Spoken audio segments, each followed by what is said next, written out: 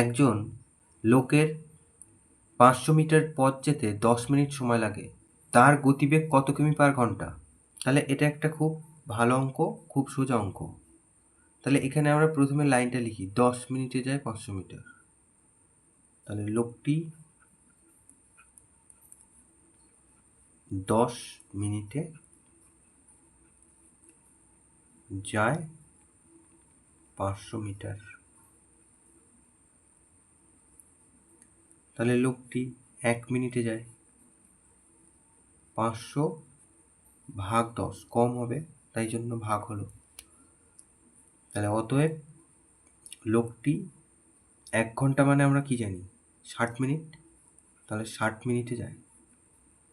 তাহলে 500 তলায় 10, এবারে গুণ হবে কারণ বেড়ে গেল, তাহলে এটা কেটে গেল।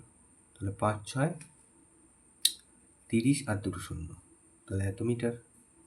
তাহলে 1000 মিটার মানে 1 কিলোমিটার, তাহলে 3000 মিটার, তার মানে 3 কিমি।